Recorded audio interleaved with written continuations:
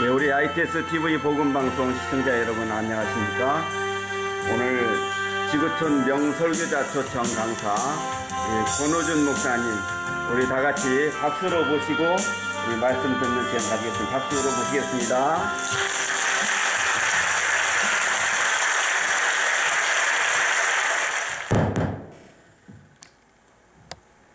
할렐루야. 아멘. ITS TV 복음방송에 오신 모든 분들을 주님의 이름으로 환영하고 축복합니다. 아멘. 저는 여주의 메르감리교회 권호준 원로 목사입니다. 하나님 말씀 요한계시록 18장 2절 말씀 읽겠습니다.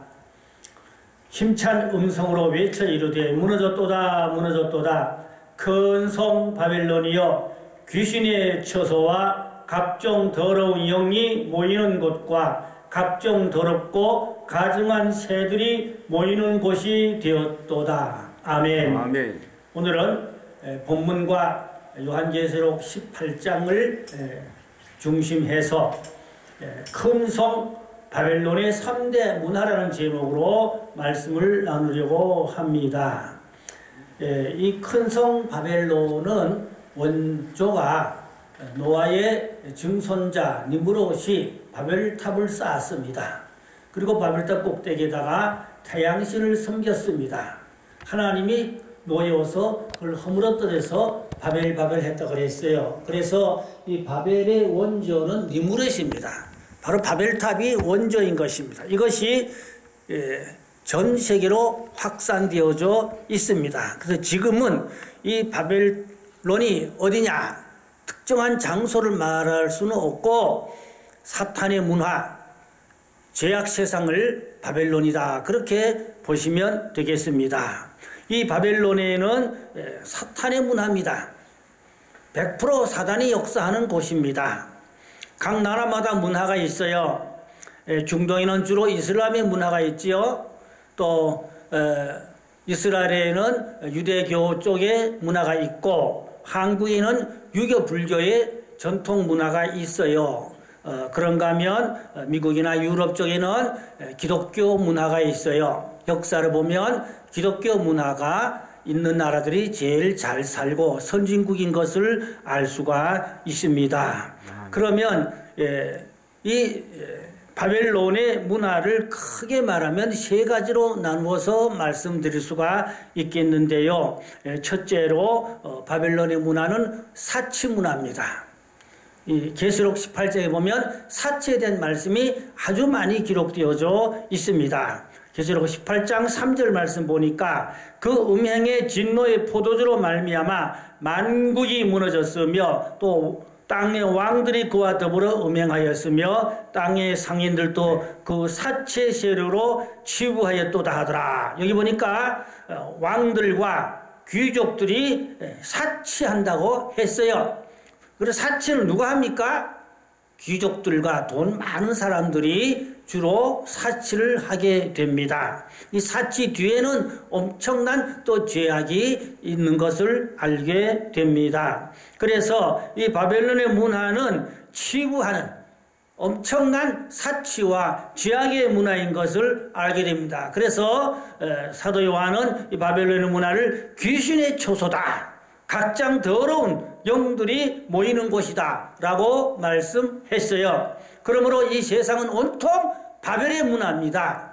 그래서 귀신들, 각종 더러운 영들이 온갖 발악하는 이런 우리가 시대에 살고 있습니다. 여기서 우리 크리스찬들이 이 바벨 문화에 빠지지 말고 오히려 역행해서 하나님을 잘 섬기는 자가 되셔야 하는 것입니다. 계시록 18장 7절 말씀에 그가 얼마나 자기를 영화롭게 하였으며 사치하였던지 그만큼 고통과 애통함으로 갚아주라. 그가 마음에 말하기를 나는 여왕으로 앉은 자요 과부가 아니라 결단코 애통함을 당하지 아니하리라. 여기 보니까 영화롭게 하고 자기를 영화롭게 하고 사치한다고 했어요. 이런 자들에게는 결론이 어떠하냐? 고통과 애통으로 갚아준다고 하였습니다. 일시 동안 즐기고 놀고 사치하고 좋을지 모르지만 결국은 하나님의 무서운 심판이 있다는 것을 성경은 분명히 말씀하고 있습니다. 그러면 사체는 돈이 있어야 합니다. 돈이 사람에게는 핏줄과 같습니다. 근데 돈으로 죄를 지으면 안 됩니다. 돈으로 선한 일에, 또 하나님의 나라 확장하는 일에, 좋은 일을 하는 일에, 사람 살리는 일에, 복음에 이 돈을 사용해야 하나님이 기뻐하실 줄로 믿습니다. 그래서 우리 크리스찬들은 돈이 많이 있어야 하지만 그 돈을 잘 전략해서 아껴서 복음을 위해서 사용해야 됩니다. 다른 사람의 영혼 살리는 일을 위해서 사용해야 됩니다. 크리스찬들이 돈이 많은 걸 가지고 복음을 위해서 사용하지 아니하고 자기 육신의 사치를 위해 산다면 그 사람은 하나님 앞에 엄청난 큰 문제가 걸리는데요. 그래서 마태복음 19장 24절 말씀에 보면 예수님 말씀하시기를 낙타가 바늘귀로 들어가는 것이 부자가 하나님의 나라에 들어가는 것보다 쉬우니라. 여러분, 낙타가 어찌 바늘귀로 빠져나갈 수가 있겠습니까? 그런데 부자가 천국 가기가 낙타가 바늘귀로 빠져나가기보다 더 어렵다고 했어요. 그래서 사람은 돈을 따라가면 안 됩니다. 돈이 사람을 따라와야 하는 것입니다. 우리가 하나님의 백성으로 의롭게 살면 필요할 때 하나님께서 돈을 붙여주시고 돈을 채워주시고 축복하여 주시는 것입니다. 그래서 크리스찬들은 돈 때문에 싸우지 말아야 되고 돈이 깨끗해야 됩니다. 그 사람의 신앙을 보려면 그 사람의 돈을 어떻게 사용하는가를 잘 보면 알 수가 있어요. 내놓으라 하고 곧잘 미는 척하면서 사치하는 데는 돈을 퐁퐁 쓰고 하나님을 위해서 돈을 잘 쓰지 않는다면 그 사람의 신앙은 다 볼장본 별볼 없는 신앙인 것을 알 수가 있습니다. 그래서 우리 크리스찬들은 돈을 가지고 죄를 짓지 말아야 되고 특별히 남의 돈을 떼어먹는 짓을 하면 절대로 안 됩니다. 돈 때문에 싸우지 말고 죄를 지면 안 되고 돈을 깨끗하게 선한 일에 사용해야 하는 것입니다. 디모데전서 6장 9절로 10절 말씀에 보면 부하려 하는 자들은 시험과 올무에 여러 가지 어리석고 해로운 욕심에 떨어지나니 곧 사람으로 파멸과 멸망에 빠지게 하는 것이라. 돈을 사랑하며 일만하게 뿌리가 되나니 이것을 탐내는 자들은 미혹을 받아 믿음에서 떠나 많은 근심으로써 자기를 찔렀도다. 여기 보니까 돈에 욕심을 부리면 그 돈이 자기를 찔러서 근심을 일으키고 결국은 사망에 이르게 되는 것입니다. 그래서 야고보 1장에 욕심이 잉태한 즉 죄를 낳고 죄가 장성한 즉 사망에 이른다고 하였습니다. 자, 이사야 3장에 16절 24절 말씀을 봅니다. 여호와께서 또 말씀하시되 시온의 딸들이 교만하여 느린 목과 정을 통하는 눈으로 다니며 아기작 걸으며 발로는 쟁쟁한 소리를 낸다 하시도다.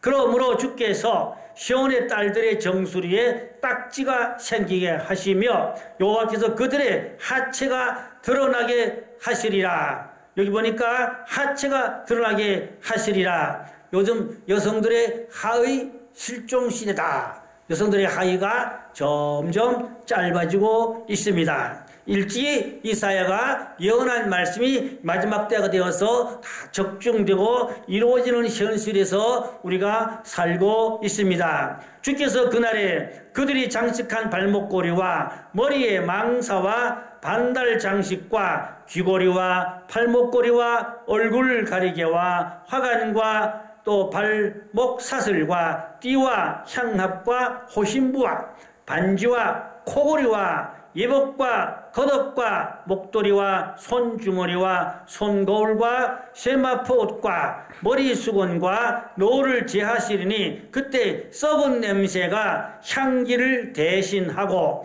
대머리가 숱한 머리털을 대신하고 수치스러움이 아름다움을 대신할 것이라. 여기 여러 가지 사치품입니다. 사치품에 대해서 팔목걸이, 귀걸이, 코걸이 다 나옵니다. 제가 노방정도를 늘 다니는데 어느 시장에서 젊은 남자를 보니까 입술에도 링을 3개 달았어요. 코골이는 물론이고 이마에도 박았더라고요. 이마에도 박고 귀에도 뭐 주렁주렁 달았고 입술을 어떻게 뚫었는지 3개를 링을 달았어요.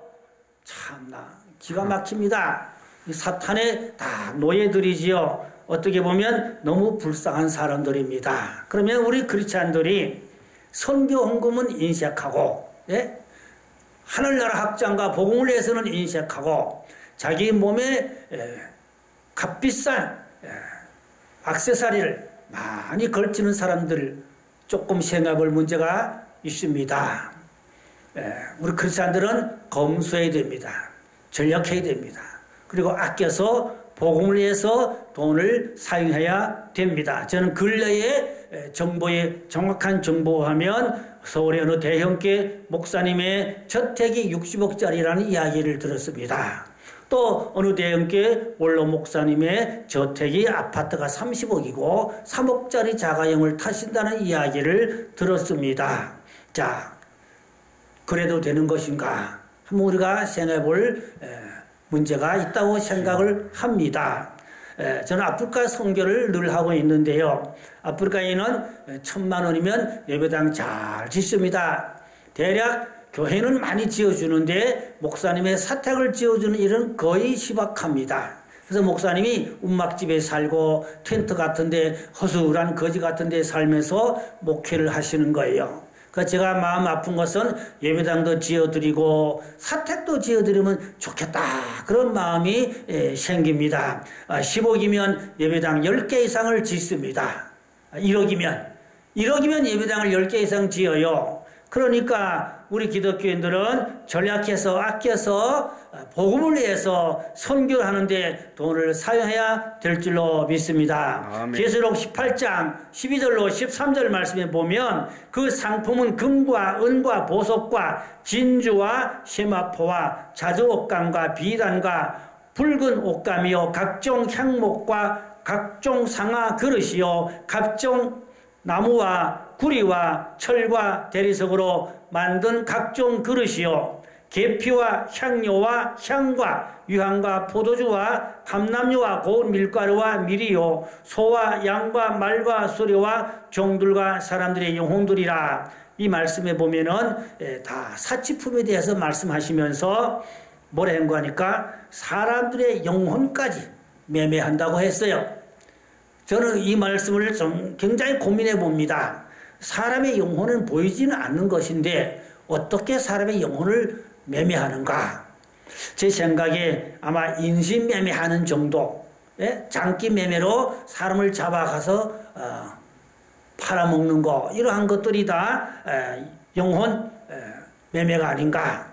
또 그런가 하면 근래에는 인공지능 로봇가 말도 다 하고 사람보다 지능이 높기 때문에 사람이 당하지는 못할 정도로 굉장히 로봇가 사람보다 앞서갑니다. 자, 그래서 그 로봇과 사람과의 관계에 일어나는 많은 죄악들이 이루 말할 수가 없습니다. 자, 그 부분에 대해서는 인공지능이라는 이러한 설교를 한 편을 해야 될 겁니다. 엄청 많은 근래의 인공지능의 정보들을 저는 접하고 있습니다. 자, 우리가 주의해야 됩니다. 계시록 18장 16절에 보니까 이르되 화이또다 큰 성이여 세마포과 자주옷과 붉은 옷을 입고 금과 보석과 진주로 꾸민 것인데 그러한 부가 한 시간에 망하였도다. 여기 보니까 사치하는 자들이 순식간에 망한다고 했습니다. 그러므로 우리 크리스찬들은 절대로 사치해서는 안 되는 것입니다. 세상 하나님을 알지 못하는 사람들은 육을 위해서 삽니다. 육을 위해서 즐기며 그렇게 죄짓고 살다가 영원한 불못으로 떨어지게 되는 것입니다. 두 번째, 이 바벨론의 문화는 음란 문화입니다. 돈이 많으면 첫째로 사치하고 둘째로 음란하게 되는 것입니다. 이제 노아 때에 홍수 심판의 원인이 바로 음란한 죄악 때문에 노아 때에 홍수 심판을 받았습니다. 그 창세기 6장에 보면 하나님의 아들들이 사람의 딸들과 장가 들고 결혼해서 살았다고 했어요. 여기에 하나님의 아들들이 사람의 딸과 결혼하고 살았다고 그랬는데 여기 해석이 분분합니다. 이 하나님의 아들과 사람의 딸, 하나님의 아들은 하나님을 잘 믿는 사람이라면 사람의 딸은 믿지 않는 타락한 죄악에 있는 여인을 두고 말할 수도 있겠고, 혹은 어떤 분들은 하나님의 아들은 천사라고도 말합니다. 천사가 이 사람들과 살았다. 사실 확인은 어려운 부분들이지만 여러 가지 설들이 있는데, 좌우간에 하나님의 아들은 거룩한 자들이라면 사람의 딸들은 부정한 자들입니다. 그래서 거룩한 자들이 부정한 자들과 음란한 죄악에 빠져서 소돔 고모라가 심판을 받았는데, 이 롯의 가정에 두 천사가 왔지요. 두 천사가 남자의 모습으로 왔습니다. 낯선 사람이지요. 그럴 때 소돔 고모라 성 사람들이 롯의 가정에 쳐들어와서 이 두 사람을 내놓으라 했습니다. 내놓으라 그랬어요. 그런데 뭐라 하지 합니까? 그 낯선 두 남자가 너희 집에 왔는데 내놔라. 우리가 그들과 상관하리라. 상관한다는 말은 동성연애를 하겠다, 그 말입니다. 그래서 소돔 고모라 성은 동성연애로 하나님께 심판을 받았습니다. 여러분, 저는 근래에 여러 가지 많은 정보를 접하게 되는데, 카나다에서 남자가 개와 결혼하는 결혼식을 저는 보았어요. 남자가 여자와 개와 결혼식하는 정식 저는 사진을 봤는데 이게 합법적입니다. 정부가 인정해주는 합법적인데 카나다만 그런 것이 아니라 대략 유럽 나라들이 대략 그렇습니다. 무서운 세상입니다. 우리나라에도 동물과 수간하는 사람들이 한 4,000명 있다고 그러는데 이게 다 합법이라고 그럽니다. 때를 지어다니며 그런 짓들을 한다고 합니다.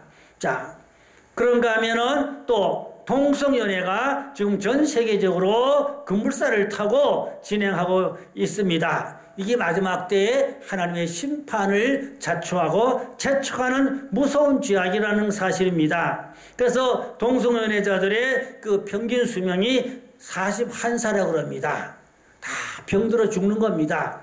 지금 100세 시대에 동성연애 하면은 41살 평균 수명으로 죽어요. 저는 동성연애자들만 전문적으로 돌보는 의사, 호스피스 의사를 만나보았어요. 많은 동성연애자를 돌보고 있는데 그게 엄청난 이야기들을 동영상으로 듣고 보았어요. 기가 막힙니다. 기가 막힙니다. 돈이 엄청나게 들어갑니다. 100% 정부 지원입니다. 정부에서 지원하고 있습니다. 지원하고 있어요. 이게 왜 그러냐?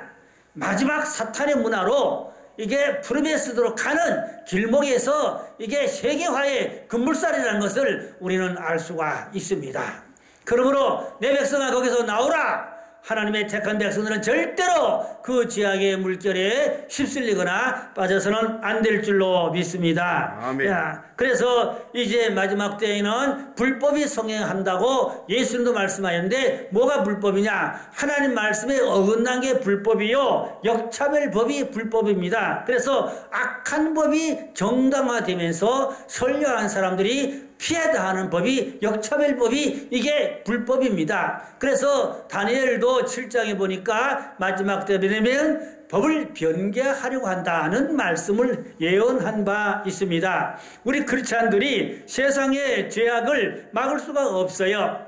그러나 거기서 자신을 지키고 구원을 받는 것이 절대로 중요한 것입니다. 역사는 성경대로 왔고 성경대로 갑니다. 마지막 때가 될수록 점점 더 사탄의 문화가 총발악을 합니다. 그러므로 거기서 우리는 믿음을 지키고 구원을 받아야 하겠고, 또 많은 사람이 이 죄악의 물결에 휩쓸리지 않도록 구원해내야 할 줄로 믿습니다. 우리는 마지막 때에 살고 있습니다. 지혜와 계시의 영을 받아서 세상 죄악을 넉넉히 이기며 살고 주님 앞에 서도록 해야 하겠습니다. 세상은 점점 더 사치하고 점점 더 음란하게 죄를 짓고 있습니다. 하나님의 자녀들은 성결하게 살아야 하겠습니다. 깨끗하게 살아야 신부단장하고 예복을 입고 주님 앞에 설 수가 있습니다. 그래야만이 재림의 주님을 영접하고 휴거될 수가 있겠습니다. 그렇지를 못하면 휴거에서 낙오되면 대환란에 들어가서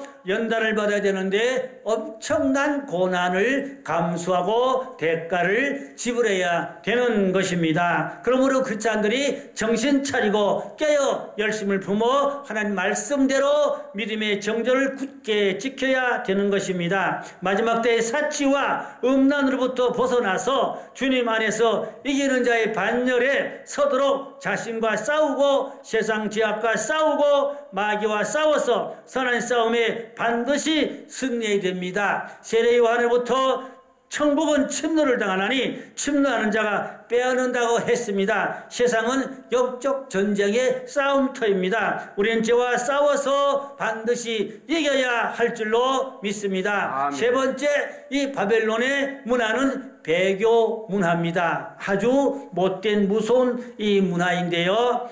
우리나라가 외정시대 36년 동안에 이제 통치를 받을 때에 신사참배를 많이들 하였지요. 외정시대 우리나라 기독교인이 30만 명이었는데 그 가운데 5천 명이 신사참배하지 아니하고 나머지가 다 신사참배했다고 합니다. 그 가운데도 주기철 목사님은 신사참배를 끝까지 거부하시고 목사직을 박탈당하시고 옥중 순교를 당하셨습니다. 제가 사진을 보았는데요. 목사님들이 신사의 이름으로 침례받는 모습을 보았어요. 단체로. 기가 막힌 노릇입니다. 그리고야 어찌 구원을 받을 수가 있겠습니까? 다시 말하면 이러한 것들은 다 배교 현상으로 우리가 보는 것입니다. 6.25 동란 때 북괴군이 내려오니까 김일성 만세하면서 기독교인들이 그쪽으로 붙어가지고 신앙을 그냥 헌식자같이 내버린 이런 사람들을 많이 있었다고 합니다. 이게 다 배교 현상입니다. 그래서 마지막 때가 되면은 배교 현상이 급물살을 타게 됩니다. 육신의 임시 조금 더 생명을 연장하려고 이렇게 신앙을 헌신자처럼 버리는 일들이 일어나게 됩니다. 근래의 정보에 의하면 북한에 남한에서 많이들 방문 가시는데 비행기 딱 내리면 1차로 뭐 하는지 압니까? 김일성 동상 앞에 가서 다 섭니다. 전부 다 서서 참배!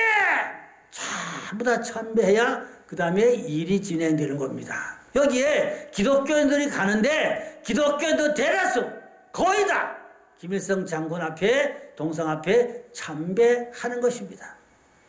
제가 잘 아시는 감리교 목사님 중에 또 거기 갔었는데 딱 비행기 내리니까 동상 앞에 쫙 서가지고 참배를 시키려 하는데 목사님 그랬대요.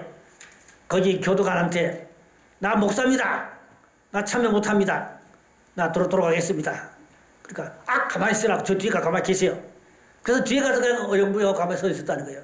다 99.9% 다 참배하는 거예요. 기독교인들도 가면 거의 다 참배하고 오는 겁니다. 배교 현상입니다. 외정시대에 신사참배와 똑같습니다. 북한에는 유일한 종교가 김일성 종교입니다. 모든 종교를 다 무시합니다. 오직 북한에는 김일성 종교만 존재합니다. 북한에 3만 5천 개의 김일성 동상이 전국에 있습니다. 거기다 참배하지 않으면 살아남기 어려운 사회가 북한 사회인 것입니다. 그러나 북한 지하계 성도들은 믿음을 지키고 있습니다. 우리는 이러한 믿음을 굳게 지켜야 됩니다. 성경에 보니까 바벨론의 포로로 붙들려갔던 사드락 메삭 아벳느고는 느부갓네살 왕의 신상에 절하지 아니하므로 어떻게 했어요? 풀물 속에 던짐을 받았습니다. 그래서 뭘 했습니까? 죽음은 죽으리다. 죽음은 죽으리다. 죽음을 각오하고 풀물 속에 던져졌습니다. 우리 마지막 때 이 사드락 메삭 아벳느고 같은 신앙의 정절을 가져야 됩니다. 다니엘도 이제 다른 신에게 기도하면 사자굴에 던진다고 하는 것을 뻔히 알면서도 문을 열어놓고 일부러 보라는 듯이 예루살렘을 방향을 바라보며 기도하다가 보기 좋게 걸려서 사자굴 속에 던짐을 받았습니다. 그들은 믿음을 지켰습니다. 마지막 때는 다니엘의 믿음, 사드락 메삭 아벳노고의 믿음을 지켜야 되는 것입니다. 아합 때에는 바알에게 절하지 않으면 이세벨이 주의 종들을 다 잡아 죽였습니다. 그러나 하나님께서 7,000명의 종들을 숨겨놓으시고 바알에게 절하지 않도록 하나님이 지켜주셨던 것입니다. 그 가운데 대표적으로 엘리야가 바알신과 싸웠습니다. 아합 이세벨과 싸웠습니다. 갈멜산의 제단에 불이 내렸습니다. 이래서 바알 선지자, 아세라 선지자 850명을 다 잡아 죽여서 종교 개혁을 일으켰던 것입니다. 그래서 우리가 마지막 때 엘리야 같은 신앙의 정절을 가져야 되는 것입니다. 그래서 말라기 4장 끝에 가보니까 마지막 때가 되면 엘리야를 보내려고 그랬어요. 우리 엘리야 영을 받아서 적그리스도와 싸워야 됩니다. 우상과 싸워야 됩니다. 짐승 세력과 싸워야 됩니다. 바벨 문화와 싸워야 됩니다. 끝까지 이기는 자의 반절에 주 앞에 설 수 있는 하나님의 종들이 되셔야 하는 것입니다. 그러가면 또 종교적으로는 WCC의 가다마에서 그 무당들과 또 중들과 타 종교 지도자들과 손잡고 같이 밥 먹고 같이 종교 행위하는 것은 음란 행위요 배교 행위인 것입니다. 우리나라 이러한 일들이 많이 있었지요. 하나님이 노여하십니다. 자, 이게 다 배교 문화입니다. 계시록 13장 15절에 보니까 또 그가 권세를 받아 그 짐승의 우상에게 생기를 주어 그 짐승의 우상으로 말하게 하고 그 짐승의 우상에게 경배하지 아니하는 자는 몇이든지 다 죽이게 하더라. 여기 보니까 짐승이 우상인데 말한다 그랬어요. 우상이 말한다. 아까도 말씀드렸는데 인공지능이 말을 잘합니다. 엄청 말 잘해요. 지능도 사람보다 지능이 엄청 높아요. 그 사람들이 인공지능 로봇하고 삽니다. 얼마나 사람 노릇 다 해요. 요즘 미국에 인공지능 로봇 변호사가 나왔어요. 앞으로 인공지능 목사도 나온다고 그럽니다. 무서운 세상입니다. 인공지능 로봇 음란 업소가 생겼어요. 무서운 일입니다. 자, 이런 데서 우리는 자신을 믿음을 올바로 잘 지켜야 할 줄로 믿습니다. 계시록 13장 9절로 10절에 보니까 누구든지 귀가 있거든 들을지어다. 사로잡힐 자는 사로잡혀 갈 것이요 칼에 죽을 자는 마땅히 칼에 죽으리니 성도들의 인내와 믿음이 여기에 있느니라. 여기 보니까 칼에 죽을 자가 있고 마땅히 죽을 자가 있다고 그랬어요. 이것은 배교하지 않으면 순교당할 위험에 처하게 된다 이 말입니다. 그러므로 성도들의 인내와 믿음이 여기에 있느니라. 다니엘의 세춘같이 내가 육신의 목숨을 잃어버릴지언정 죽을지언정 신앙의 정절을 뺏기면 놓치면 안 된다는 말씀인 것입니다. 계시록 14장 9절로 12절 말씀에 누구든지 짐승과 그의 우상에게 경배하고 이마에나 손에 표를 받으면 그도 하나님의 진노의 포도주를 마시리니 불과 유황으로 고난을 받으리라. 그 고난의 연기가 세세토록 올라가리로다. 짐승과 그의 우상에게 경배하고 그의 이름표를 받는 자는 누구든지 밤낮 쉼을 얻지 못하리라. 성도들의 인내가 여기 있나니 그들은 하나님의 계명과 예수에 대한 믿음을 지키는 자들이니라. 그래서 마지막 때에 이 짐승표를 받으면 구원을 잃어버리기 때문에 순교할지언정 짐승표를 받으면 안 된다는 것입니다. 그래서 사람들이 육신의 생명을 잠시 더 연장하기 위해서 이 짐승표를 받아들이면 배교가 되는 것입니다. 그래서 마지막 때 크리스찬들이 육신의 생명을 좀 더 부지하려고 대다수 많은 크리스찬들이 배교 현상이 일어나게 된다는 것을 알아야 되는 것입니다. 계시록 18장 10절 말씀에 화이토다 큰 성 견고한 성 바빌론이여 한 시간에 네 심판이 이르렀다 하리오다. 하나님의 엄중한 심판이 이 바벨 문화, 바벨성에 임한다는 것을 경고하는 말씀이 되겠습니다. 또 계시록 18장 21절에 이 한 힘센 천사가 큰 맷돌 같은 돌을 들어 바다에 던져 이르되 큰 성 바벨론이여 이같이 비참하게 던져져 결코 다시 보이지 아니하리로다. 여러분, 옛날에 연자 맷돌이 바위돌 같습니다. 이걸 바닷물에 던지면 다시는 영원히 올라올 수 없다는 것이죠. 이와 같이 이 큰 성 바벨론 문화와 그 죄악을 하나님이 맷돌을 바닷물에 던지듯이 영원히 심판해서 다시는 회복할 수 없게 하신다는 말씀이 옳습니다. 자, 결론으로 말씀 조금 더 마치려고 합니다. 계시록 18장 4절 말씀에 또 내가 들으니 하늘부터 다른 음성이 나서 이르되 내 백성아 거기서 나와 그 죄악에 참여하지 말고 그가 받을 재앙들을 받지 말라. 여기 보면 내 백성이 누굽니까? 하나님의 백성들아 거기서 나오라. 거기가 어디입니까? 여기는 바로 바벨 세상을 말하는 것입니다. 바벨 세상에서 나오라.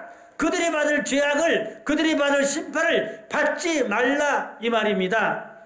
하늘과 성도들과 사도들아, 선지자들아, 그로 말미암아 즐거워하라. 하나님이 너희를 위하여 그에게 심판을 행하였음이로다. 계시록 18장 20절에 말씀했습니다. 말세 우리 주의 종들과 성도들은 신앙의 정절을 굳게 지키고 승리하여서 최후의 주님 앞에 설서는 택한 거룩한 주의 종들이 주의 백성들이 다 될 수 있기를 주님의 이름으로 축원합니다. 할렐루야. 기도합니다. 할렐루야. 하나님 감사합니다. 큰 성 바빌론의 3대 문화에 우리 크리스찬들이 절대로 거기에 빠지지 않고 신앙 정절을 지키고 환난 날에 마지막 때에 구원받을 수 있도록 지켜주시고 붙들어 주시옵소서. 믿사옵고 우리 구주 예수님의 이름으로 기도 올렸습니다. 아멘. 할렐루야. 아멘.